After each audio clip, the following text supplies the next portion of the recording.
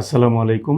আজকে কথা বলবো রেক্টোভ্যাজাইনাল ফিস্টুলা নিয়ে। আপনাদের সাথে আছি আমি ডাক্তার গোলাম মুস্তফা, কোলোরেক্টাল সার্জারি বিশেষজ্ঞ এবং পেলভিক ফ্লোর ডিসঅর্ডার বিশেষজ্ঞ। বর্তমানে কর্মরত আছি ঢাকা মেডিকেল কলেজে কোলোরেক্টাল সার্জারি ডিপার্টমেন্টে সহকারী অধ্যাপক হিসেবে।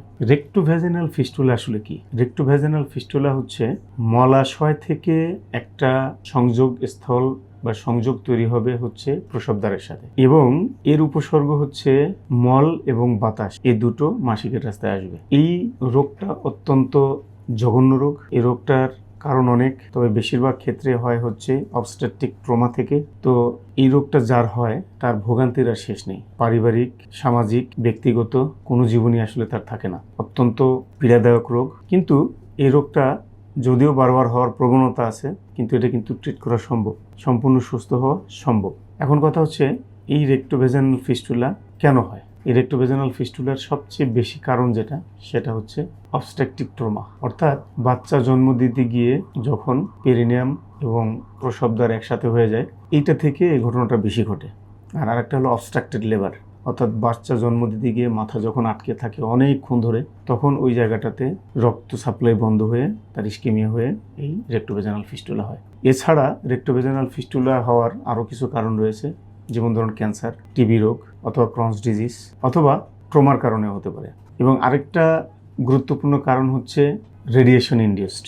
তার মানে হচ্ছে যাদের সার্ভাইকাল ক্যান্সার অথবা রেকটাল ক্যান্সার থাকে, বিশেষত সার্ভাইকাল ক্যান্সার যখন রেডিয়েশন দিয়ে ট্রিট করা হয়, বিশেষত ব্রাকিথেরাপির মাধ্যমে, তখন এই রেক্টোভ্যাজাইনাল ফিস্টুলাগুলো তৈরি হয়। তো এখন কথা হচ্ছে এই রেক্টোভ্যাজাইনাল ফিস্টুলা হলে করণীয় কি? এটাও ঠিক এরকম একটা ডিজিজ যে সার্জারি ছাড়া এটা ভালো হওয়ার কোনো সুযোগ নেই, কিন্তু আনফর্চুনেট যে এটা সার্জারিতে সহজে ভালো হতে চায় না। তারপরেও সার্জারি ছাড়া এর কোনো বিকল্প চিকিৎসা নেই। সে কারণে প্রথমত দেখতে হয় এটার আন্ডারলাইং কারণটা কি। মূলত সেই কারণকে বেসিস করেই তার চিকিৎসা পদ্ধতি নির্ণয় করা হয়। ধরুন রেডিয়েশন ইনডিউসড হলো, সেটা সাধারণভাবে অপারেশন করলে কিন্তু এটা ভালো হবে না। ক্যান্সারের জন্য হলো, সেটা কিন্তু ক্যান্সারের চিকিৎসা না দিলে সেটা ভালো হবে না। ক্রনস ডিজিজের জন্য হলো, ক্রনসের চিকিৎসা না করলে কিন্তু সেটা ভালো হবে না, শুধু সার্জারি করলেই হবে না।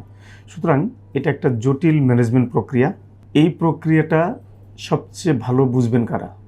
সাধারণত যারা এই বিষয়টি নিয়ে বেশি ডিল করেন, যেমন কোলোরেক্টাল সার্জনরা, গাইনোকোলজিস্টরা, বিশেষত যারা অবস্ট্রাকটিভ ট্রমা বা অন্য যে সাবজেক্টে যারা এই সাবজেক্টগুলো নিয়ে কাজ করেন, সেই বিশেষজ্ঞ সার্জনরাই এটা ভালো চিকিৎসা দিতে পারে। আমাদের সেন্টারে রেক্টোভ্যাজাইনাল ফিস্টুলার ফ্রিকোয়েন্ট অপারেশন হয়। আমাদের এই অপারেশনের যে outcome, still I am happy with this, যে এটার রেজাল্ট আমাদের সিরিজে ভালো। সুতরাং যারা রেক্টোভ্যাজাইনাল ফিস্টুলা নিয়ে খুব কষ্টকর জীবন অতিবাহিত করছেন, তাদেরকে অনুরোধ করব যে একজন বিশেষজ্ঞ শল্য চিকিৎসক, বিশেষত কোলোরেক্টাল সার্জনের শরণাপন্ন হওয়া, অথবা গাইনিতে যারা ফিস্টুলা নিয়ে, স্পেশালি ফিস্টুলা নিয়ে কাজ করেন, তাদের শরণাপন্ন হওয়া। সুতরাং রেক্টোভ্যাজাইনাল ফিস্টুলার চিকিৎসা নিয়ে সম্পূর্ণ সুস্থ হন, ভালো থাকুন, সামাজিক, পারিবারিক এবং ব্যক্তি জীবনে ভালো থাকুন। আসসালামু আলাইকুম।